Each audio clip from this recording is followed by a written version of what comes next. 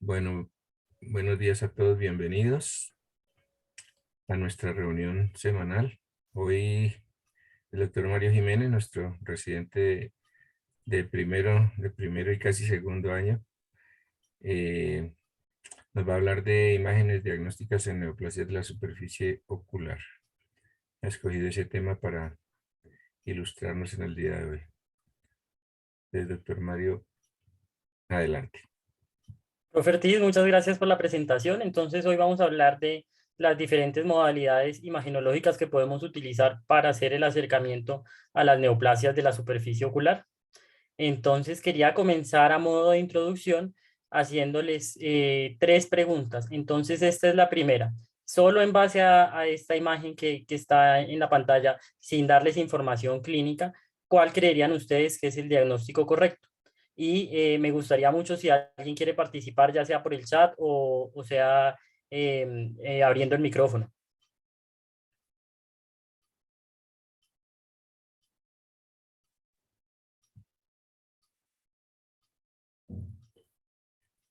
El diagnóstico, una lesión como con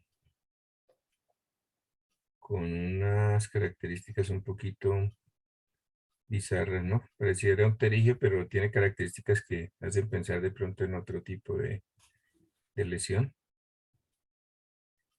por la superficie un poquito diferente. Y bueno, hay algunas características que harían de pronto a uno estudiar mejor esa lesión, pensando Exacto, profe. en algo más allá, sí. Ujú. Entonces es una lesión conjuntival que se extiende hasta la córnea, desde la conjuntiva nasal hacia la córnea, y vemos que tiene un aspecto como gelatinoso.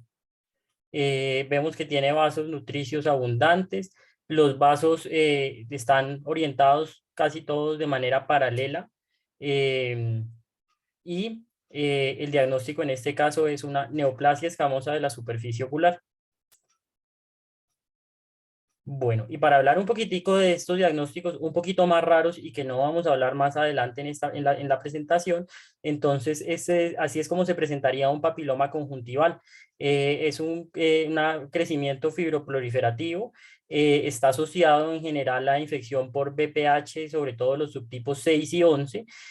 Pueden ser lesiones sésiles o pedunculadas. Aquí las dos lesiones que vemos son sésiles, la pedunculada pues se vería con un tallo. A menudo se localizan en el área perilímbica, en el fornix o la cariúncula. Suelen ser solitarias, aunque a veces pueden haber múltiples, y ellas pueden regresar espontáneamente o pueden necesitar tratamiento, que sería interferón alfa, la cimetidina, que tiene una acción antiproliferativa para este tipo de tumores, vaporización con láser de dióxido de carbono o mitomicina C. Otra de las opciones que aparecía en las respuestas era el granuloma piógeno. Entonces, el granuloma piógeno es una proliferación también fibrovascular, es benigno, y generalmente ocurre en un sitio en respuesta a una agresión, ya sea que en ese sitio haya habido un chalacio, historia de cirugía, de trauma. Es indoloro, se presenta como una masa rojo brillante, que puede sangrar fácilmente, y que a veces es pedunculada, como podemos ver en la imagen de la derecha. Es un tumor que tiende a regresar por sí mismo y el tratamiento es con antiinflamatorios tópicos. Si no quita con antiinflamatorios tópicos, pues sí se puede pensar en una alternativa quirúrgica. Habiendo discutido eso, entonces esta es otra lesión para la cual me gustaría que me contaran cuál creen ustedes que es el diagnóstico correcto.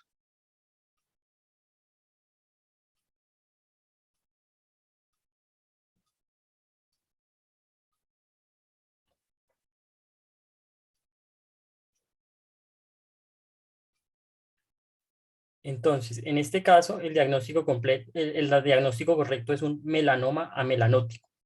Entonces, la apariencia de los melanomas puede ser muy variable.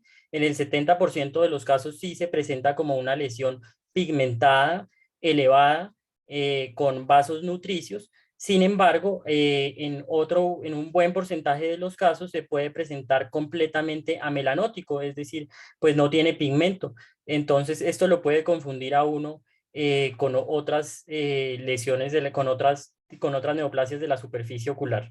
y puede hacer el diagnóstico un poco más difícil. Y esta es la última pregunta. ¿Cuál es el diagnóstico correcto? Entonces vemos una lesión elevada, pigmentada Un hueso grande. Ujú. en la conjuntiva superonasal, que también tiene un vaso nutricio que Ujú. llega a ella. ¿Y cuál creen ustedes que sería el diagnóstico correcto en este caso? Otro melanomita. Listo. Y Puede de los ser. dos tipos de melanoma, ¿cuál, profe? ¿Conjuntival o uveal? Mm, podría ser uveal de pronto. Podría ser. Bueno, podría. Yo En creo que este caso, conjuntival. Sí, conjuntival En puede este ser. caso es un melanoma uveal, Uveal. Vea que pues. sí, como extensión extraocular de un melanoma de cuerpo ciliar previo a su tratamiento. Entonces, esto para introducir un poco la importancia que podrían tener las imágenes diagnósticas en ayudarnos a ver, a diferenciar entre los diferentes tipos de tumores que pueden haber. Comenzar anotando que el gold estándar para diagnosticar todas las neoplasias, como en todo el cuerpo, es el estudio histopatológico, ya sea incisional o excisional, de acuerdo a cómo se indique según el caso y las características clínicas. Hoy vamos a hablar principalmente de la OCT de segmento anterior. Vamos a ver sus aplicaciones en pterigion, en neoplasia escamosa de la superficie ocular, en tumores melanocíticos, en tumores linfoproliferativos, y vamos a terminar con las conclusiones. Entonces, a manera de introducción, la OCT del segmento anterior fue un estudio que se describió por primera vez en el año 1994 y es un estudio que en cierta manera es similar al ultrasonido que conocemos, sino que en vez de ondas de sonido utiliza luz. Ahorita hacer una revisión pues del todo el mecanismo de la OCT sería pues nos tomaría toda la presentación, pero lo que sí quiero mencionar es que la OCT se basa en el fenómeno físico de la retrodispersión. Entonces en la retrodispersión hay las ondas que inciden en un material en un ángulo determinado, se reflejan en el mismo ángulo, volviendo a la fuente que las produjo. Entonces, pues eso nos permite evaluar diferentes características de los tejidos. Acá vemos la primera OCT de segmento anterior que surgió en el 94, que describieron en el 94, que tenía una resolución axial de 18 micrómetros. Y en ella pues se puede identificar el epitelio corneal, el estroma y el endotelio, pues con cierta definición, pero no con gran definición, como lo han logrado las tecnologías actuales. Entonces, esta es la OCT de definición ultra alta de segmento anterior. Entonces, dependiendo del tipo de luz que utilice el aparato, de las propiedades de esa luz, es que ha evolucionado la OCT para aumentar su resolución. En este caso, esta OCT Ultra HR tiene una resolución axial de 3 micrómetros. Esa resolución axial, pues tan pequeña, nos permite evaluar toda la córnea. Sabemos que la córnea, pues en su espesor total, en promedio, eh, mide unos 540 micrómetros de grosor, y está conformada por 5 capas: el epitelio, la membrana de Bowman, el estroma, y el endotelio y la membrana de Descemet. Acá podemos, en general, el epitelio, el grosor del epitelio de la córnea es 50 micrómetros, la membrana de Bowman es de 10 a 15 micrómetros, luego el estroma pues es la parte más gruesa, 460 micrómetros, y este tipo de OCT todavía no diferencia entre la membrana de Descemet y el endotelio, dado que el endotelio solo tiene un grosor de 5 a 6 micrómetros. Y pues podemos ver cómo esta tecnología nos permite evaluar con gran definición pues la córnea y también la conjuntiva. Entonces, hablar un poquito de terigio. Entonces, sabemos que el terigio es una lesión subepitelial, o sea, que está acá en este espacio, no en el epitelio, sino debajo del epitelio. Y esta lesión se caracteriza histológicamente por lo que se denomina una degeneración elastótica. La degeneración elastótica es un fenómeno en el cual las fibras de colágeno se degeneran y toman una forma como si fueran fibras elásticas sin ser fibras elásticas. Y así es como se vería en la histología. clínicamente, pues se presenta en general comienza pues desde la conjuntiva perilímbica y crece hacia la córnea. En general es solamente casi, o sea, solamente desde, o crece desde las 3 o crece desde las 9, pero no desde otras localizaciones. Pues se ven los vasos que van paralelos a la lesión, el pterigion crece sobre la córnea, invadiendo la membrana de Bowman, pero no más profundo. Los factores de riesgo para el pterigio pues es la exposición a radiación UV y la inflamación crónica. Entonces, para pasar ya al tema que nos compete el día de hoy, entonces, ¿cómo se vería un pterigio en la OCT de segmento anterior? Entonces, vemos que el pterigio, como habíamos hablado, tanto en histología como en OCT, es una proliferación subepitelial. Se va a ver como una lesión subepitelial hiperreflectiva gruesa, como lo muestra la flecha A. Adicionalmente, vamos a ver que está en general separado del epitelio por un plano de clivaje que se puede diferenciar muy bien, que está acá señalado con la flecha B. Vemos que el epitelio en los casos de pterigio tiene un grosor normal con áreas de hiperreflectividad leves. En algunos también vemos algunas áreas de hiporreflectividad que están marcadas con un asterisco en el tejido subepitelial que representan los vasos nutricios del pterigio.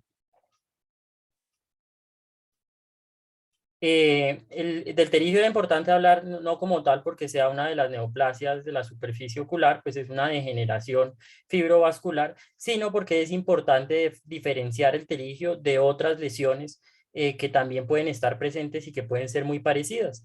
Entonces, en ese sentido, vamos a hablar de la neoplasia escamosa de la superficie ocular. Entonces, este es un término sombrilla para lesiones displásicas del epitelio de la conjuntiva y de la córnea, o sea, de toda la superficie ocular. Es un proceso pues heterogéneo que comienza con displasia, es decir, cambios en la estructura celular y en la estructura y en la organización pues morfológica de las células, que va a progresar a neoplasia intraepitelial corneal.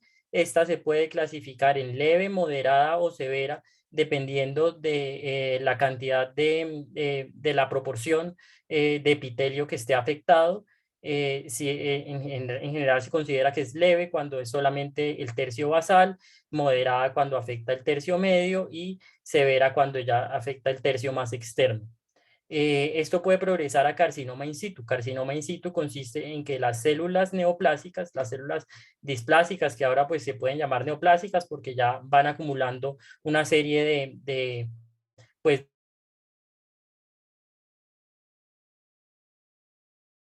del espesor del epitelio, pero van a respetar la membrana basal. Entonces vemos que acá en el tejido subepitelial no hay presencia de células neoplásicas.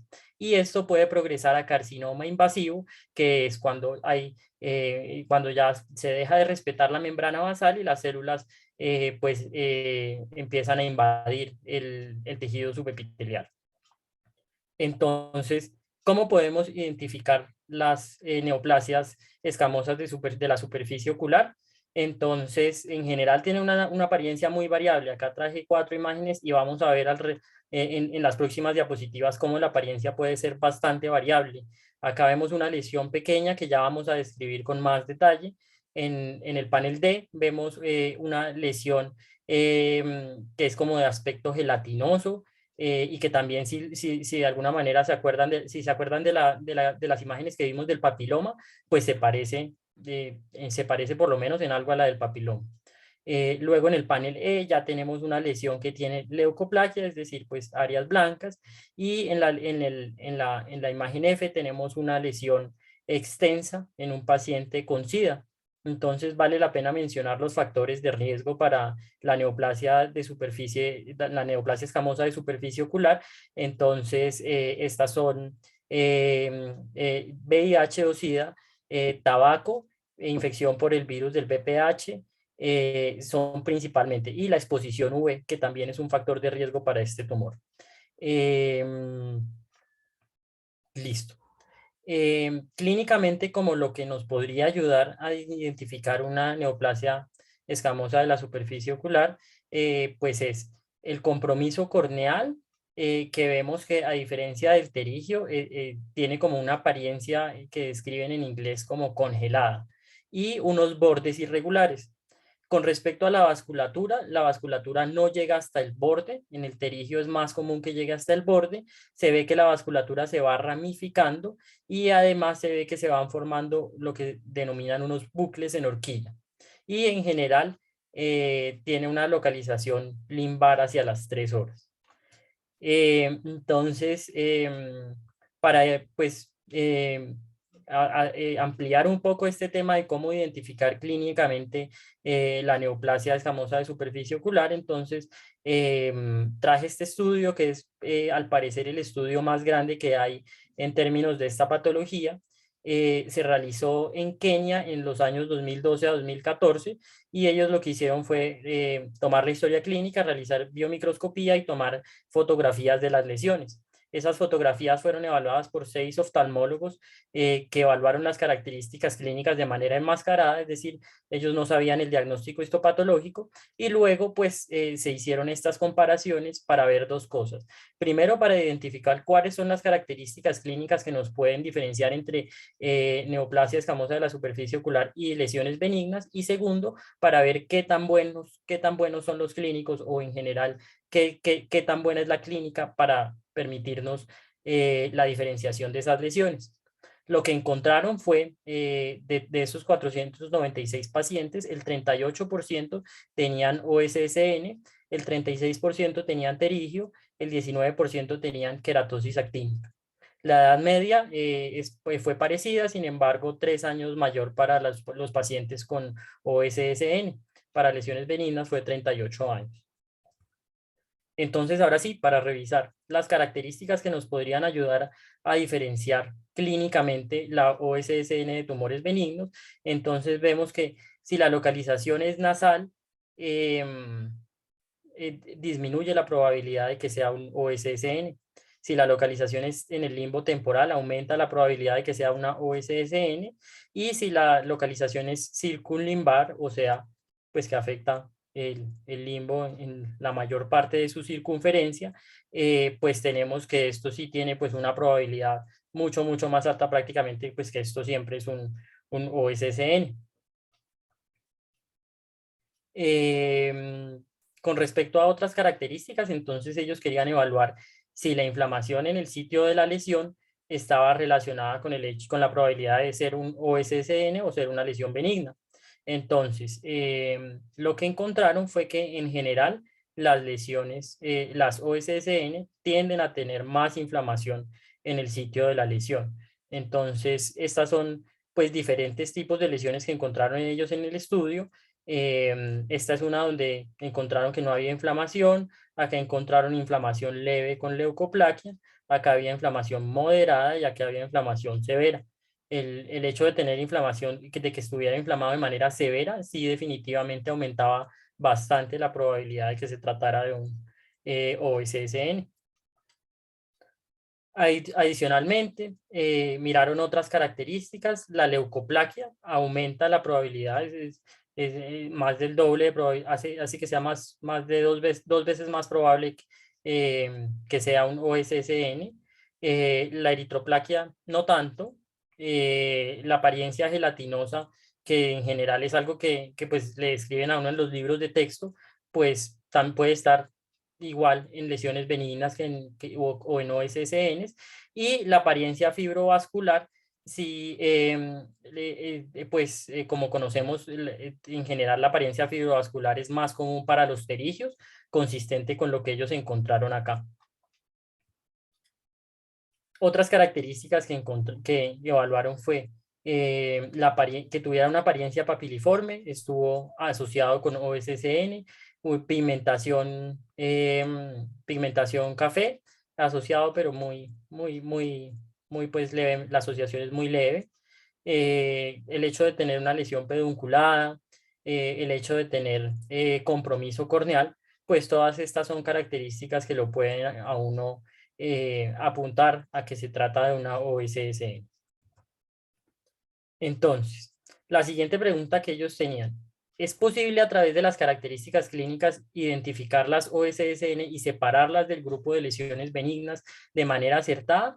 Y acá entonces ellos, para ilustrar la respuesta, que ya vamos a ver cuál es, pues nos traen diferentes tipos de lesiones. Acá tenemos un carcinoma escamocelular, o sea, la versión más grave, la versión invasiva del OSSN, que tiene una apariencia gelatinosa con pigmentación.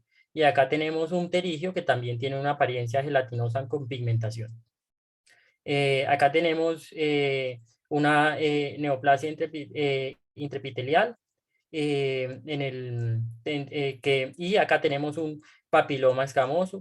Vemos que ambos pueden tener una superficie papiliforme.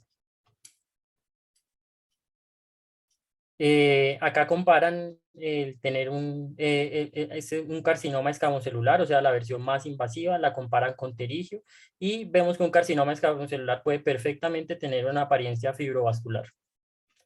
Y en la imagen de abajo, la presencia de leucoplaquia puede estar presente tanto en carcinoma escamocelular como en una queratosis actínica.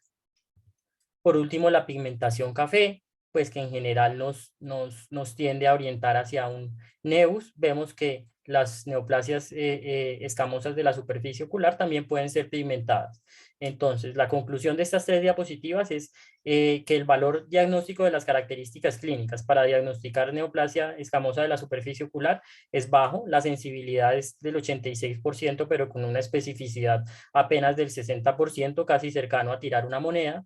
La conclusión pues es que las características clínicas tanto de la neoplasia escamosa de la superficie ocular como de las lesiones conjuntivales benignas se superponen.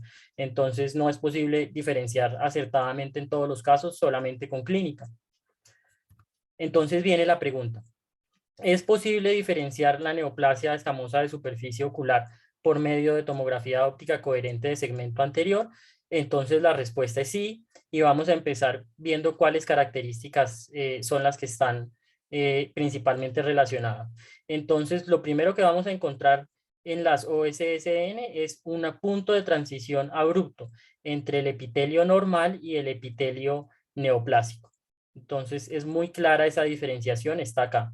Y lo segundo es que vamos a encontrar un epitelio engrosado hiperreflectivo. Vamos a verlo también con otras imágenes de otro artículo. Entonces, otra vez tenemos dos casos de OSSN. En este caso es carcinoma in situ porque está afectando todo el grosor del epitelio, y vemos cómo ambas lesiones, que son neoplasias escamosas de la superficie ocular, presentan un epitelio engrosado hiperreflectivo, presentan una transición abrupta entre el epitelio normal y el anormal, y presentan un plano de clivaje entre la lesión y el tejido subyacente. Eso que acá vemos como negrito, y que en general es posible diferenciarlo. Ya vamos a hablar un poco más sobre la importancia de este plano. Y otra cosa que podemos ver son este foco hiperreflectivo, pues va a corresponder a una leucoplaquia de esa lesión. Entonces, la pregunta: ¿qué tan buena es la OCT para diferenciar una neoplasia escamosa de la superficie ocular versus un pterigio? Entonces, está este estudio que fue como el primer estudio que describió este uso, es de 2012. Casi todos estos estudios son del Bascom Palmer. Y ellos tomaron 34 pacientes con lesiones sospechosas para o pterigio o neoplasia escamosa de la superficie ocular, y le realizaron una OCT pues de la que habíamos discutido, de resolución ultra alta, con una resolución de 2 micrómetros versus la histopatología, y compararon qué encontrar.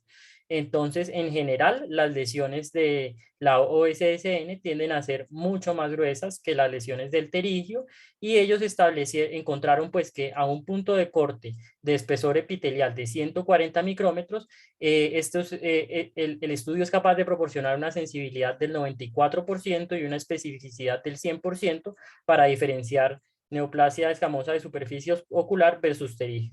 O sea, definitivamente pues mucho mejor que los datos que habíamos visto para la clínica.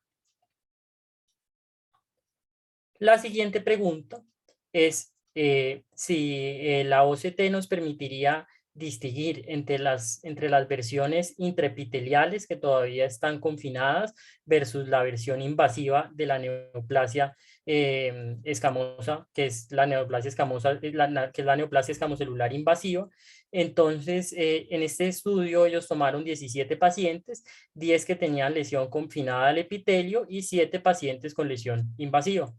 Y lo que encontraron pues en todos los casos de neoplasias escamosas de superficie ocular es lo que ya hemos discutido, un epitelio engrosado hiperreflectivo y una transición abrupta. Pero lo que encontraron especial para las neoplasias escamocelular invasiva son unas zonas hiporreflectivas. Vemos que se generan estas zonas hiporreflectivas y ya no va el plano de separación que normalmente era muy claro en las neoplasias intraepiteliales, pues se empieza a ver esa pérdida que aquí la marcan con esta flechita. Ahí en ese lugar pues ya no se ve ese plano de distinción claro entre el epitelio y el tejido subepitelial. También encontraron que el espesor de las lesiones intraepiteliales era menor que el espesor de las lesiones invasivas, pues como uno podría esperar. Ahora, ¿cuál es la importancia de hablar de este tema? Pues definitivamente tiene implicaciones terapéuticas claras porque un pterigio se va para resección simple, que es un procedimiento menor, pues no tan extenso como el otro, probablemente no requiera trasplante de membrana amniótica y definitivamente pues no va a requerir quimioterapia tópica. En cambio, una neoplasia escamosa de superficie ocular, ya sea displasia, neoplasia intraepitelial o carcinoma in situ o carcinoma escamocelular, dependiendo de lo que se encuentre, pues se puede tratar con quimioterapia tópica sola, si todavía no ha invadido, y se utiliza para esto el interferón, el 5-fluoracilo y la mitomicina C. Puede también, si pues puede también, dependiendo del grado de la lesión y del grado del compromiso, pues irse a una resección amplia mediante un método de no touch para que, pues en el cual los instrumentos que tocan al tumor no pueden tocar la parte donde no hay tumor, que puede incluir o no crioterapia o etanol dependiendo del compromiso de la córnea y ya dependiendo si hay compromiso intraocular, pues se podría ir para enucleación o si hay compromiso de la órbita para exenteración y en muchos casos el carcinoma escamocelular requiere radiación porque pues es una lesión que tiende a ser pues muy recidivante. Entonces, definitivamente diferenciar entre uno y otro tipo de tumor y saber el grado de compromiso, pues es algo que es relevante en la clínica. Adicionalmente, tenemos esta pregunta, ¿cuál es la utilidad de la OCT para el seguimiento de la neoplasia de superficie, de la neoplasia escamosa de superficie ocular? Entonces acá lo que encontraron fue una lesión típica donde de nuevo encontramos un cambio abrupto entre el epitelio normal y el epitelio dañado y un epitelio hiperreflectivo engrosado y le dieron quimioterapia tópica. En este caso fue con interferón. Luego pues, revaloraron este paciente a las cuántas semanas, creo que a las 8 semanas, y lo que encontraron fue que clínicamente la lesión había desaparecido, pero decidieron hacerle una OCT y en la OCT la lesión no había desaparecido. Entonces lo que hicieron fue continuar la terapia con interferón y más adelante nos muestran de nuevo la imagen de la biomicroscopía donde no se observa lesión y la imagen de la OCT donde no se observa lesión tampoco. Entonces en este momento ellos decidieron pues parar el tratamiento, pero tal vez hubiese sido, pues definitivamente hubiese sido inapropiado parar el tratamiento acá, a pesar de que clínicamente no se observaba lesión. Entonces también tiene pues un rol en el seguimiento de estos pacientes. Y la pregunta es si es posible aprender a interpretar una OCT de segmento anterior, sobre todo para nosotros. Entonces, ellos diseñaron también un estudio donde participaron 34 personas, 34 clínicos novatos, y a esos clínicos les presentaron 26 OCTs, unas que tenían neoplasia escamosa de superficie ocular y otras que no. Y miraron miraron pues cómo era el rendimiento diagnóstico tras una charla de 20 minutos. Eso fue todo lo que les dieron, una charla de 20 minutos de cómo interpretar estas OCTs. Y lo que encontraron fue que definitivamente después del post-test mejoró la capacidad de los clínicos de diagnosticar y de descartar la neoplasia escamosa de superficie ocular. Fue más alta en estos clínicos novatos la capacidad de descartar, la cual pues es muy importante, pero vemos que pues ambas ya se encuentran después de una charla de 20 minutos en rangos razonables, o sea que sí es posible para personas no entrenadas aprender a interpretar una OCT de segmento anterior. Ahora, para neoplasia escamosa de la superficie ocular, pues ¿qué otras modalidades imagenológicas se podrían utilizar? Entonces, se podría utilizar la biomicroscopía. Ella pues tiene las ventajas que tiene una buena penetrancia y es útil para lesiones grandes por ese mismo motivo, pero las desventajas es que tiene una baja resolución relativa a la OCT. La resolución de la VM es de 25 a 50 micrómetros, entonces no va a permitir la diferenciación a nivel celular, la diferenciación pues de las capas a nivel celular, ni no puede distinguir la naturaleza epitelial versus subepitelial de la lesión. Es decir, que en este caso la UVM pues tiene poca utilidad. También se ha evaluado cuál es la utilidad de la microscopía confocal in vivo. Entonces, las cosas positivas que tiene la microscopía confocal in vivo es que permite una evaluación del tejido a nivel celular y permite una visualización directa de la tipia celular. Y además es un procedimiento seguro y no invasivo. Como desventajas tiene que, pues como la magnificación es tan grande, el campo es muy pequeño y la profundidad es limitada. Además es operador dependiente, es un examen lento y realizaron un estudio también en África donde incluyeron 120 pacientes, 60 que tenían OSSN y 60 que no tenían, y miraron cuál era el rendimiento diagnóstico y se dieron cuenta que la sensibilidad es del 38.5% y la especificidad del 66.7%, o sea, básicamente eso no sirve para nada. ¿Y por qué no sirve para diferenciar?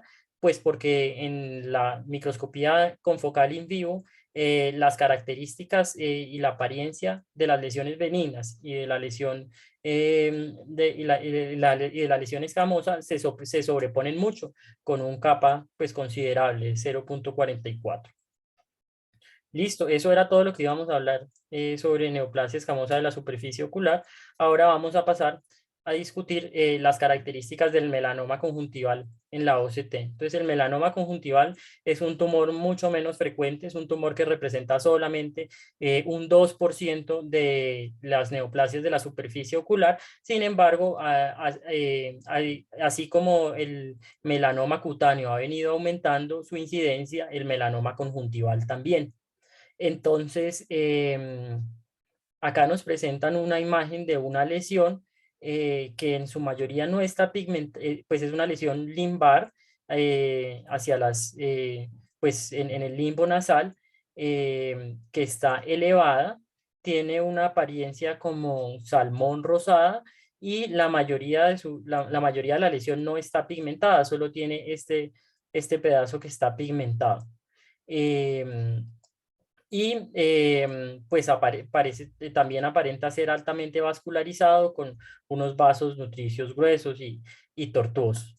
Entonces, uno podría pensar que esto puede ser cualquiera de las cosas que hemos discutido. Entonces, le hacemos una OCT y la OCT lo que nos muestra en este caso es un epitelio de grosor normal y una lesión subepitelial densa que produce una sombra. Entonces, estas características son bastante distintas a las que habíamos discutido para la neoplasia escamosa de superficie ocular. Entonces, esto nos indica que probablemente no se trate de OSCE. Luego a este paciente le hicieron una biopsia excisional donde encontraron pues las características típicas de un melanoma, pues que son el epitelio engrosado, en el tejido, pues presencia de melanocitos abundantes que marcaron para melanei, que es consistente con el diagnóstico de melanoma. Entonces, la utilidad de la OCT de segmento anterior acá está principalmente no nos va a permitir diferenciar entre los diferentes tipos de lesiones pigmentadas, pero lo que sí nos va a permitir es diferenciar cosas que pueden ser melanoma con otras cosas como, no sé, neoplasias de superficie, escamosas de superficie ocular y todas las demás diagnósticos diferenciales que vimos al principio.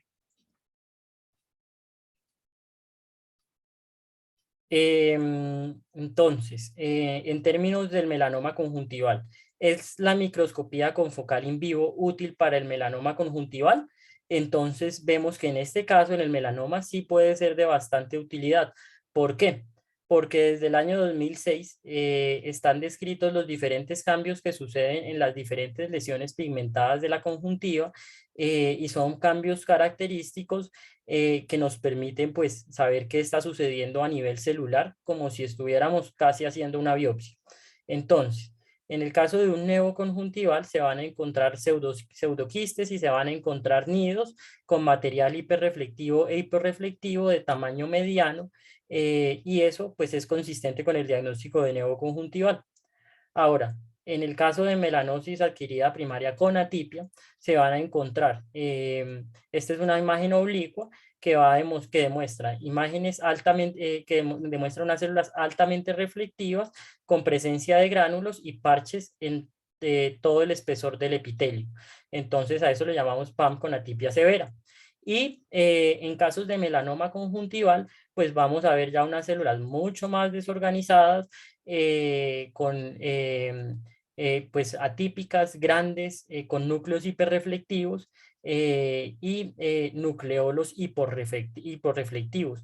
Y también nos permite este estudio evaluar en algunos casos si hay compromiso subepitelial.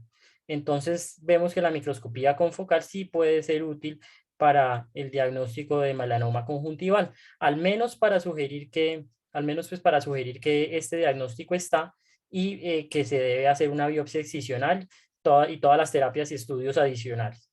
Entonces, como tal, para el diagnóstico de melanoma conjuntival, la microscopía confocal in vivo tiene una sensibilidad del 89% y una especificidad del 100%.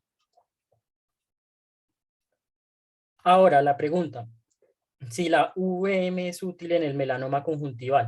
Entonces, ¿cuáles son las ventajas de la VM? La VM es capaz de penetrar tumores opacos, permitiendo la visualización del margen posterior del melanoma conjuntival. Entonces, ¿qué va a permitir? Va a permitir la determinación de la profundidad y además saber o no si ese tumor tiene extensión intraocular. Entonces, la VM sí puede ser útil en algunos casos de melanoma conjuntival y adicionalmente, en casos como el que presenté al principio de la presentación, en donde no es claro si se trata de un melanoma uveal o de un melanoma conjuntival, pues la VM sí nos va a mostrar pues de dónde viene eso. Entonces sí puede ser muy útil en casos de melanoma.